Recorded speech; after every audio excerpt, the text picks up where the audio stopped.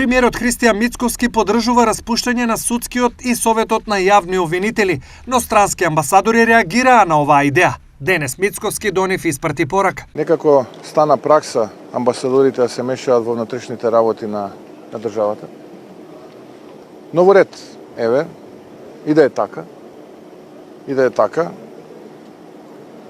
600.000 граѓани гласаа за оваа коалиција.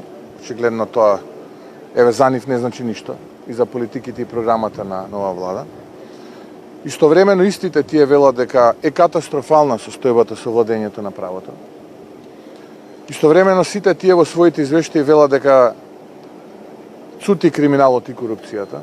Довербата во судскиот совет, во Советот за јавни обвинители е на 2-3% кај граѓаните. Очигледно дека работите не функционираат.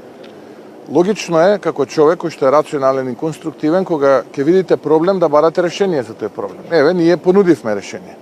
Во ред, не се битни 600.000 гласа за амбасадорите, не е битна програмата на владата. Еве, ако тие знаат подобро решение, нека дојдат и нека кажат. Според Мицковски, најважно е следното. Еднашка за секогаш да ја вратиме довербата на граѓаните во судско-обвинителските институции, затоа што вака очигледно не бива. Видете кои се нови членови на судскиот совет и се ви е јасно. Сите бевме сведоци на сите оние драмолетки кои што се случува изминатиот период, а поврзани со судскиот совет, со Советот на јавните обвинители. Еве во ред, јас сум подготвен секој оној кој што има подобра идеја и експертската јавност ја повикувам и амбасадорите да дојдат и да кажат како треба. Само да не биде како до сега. Затоа што како до сега видовме.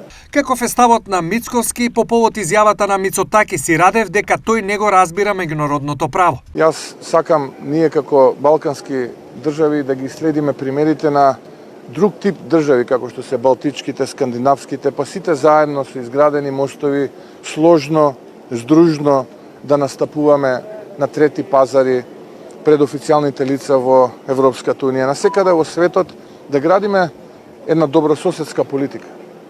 Со омаловажување и со навреди, таа работа не бива. За скандалозниот попис во Албанија и реакцијата на македонските граѓани и асоциација од таму, Мицковски потенцираше. Ние како држава треба да се грижиме за нашинците од другите страни на границата, но не само во соседството, туку насекаде низ светот. Жалам што тоа се случува, но виновникот има име и презиме, а тоа е владата на СДСМ и ДУИ. Бугарската влада со својата пропаганда само го користи празниот простор кој што овие им го оставија.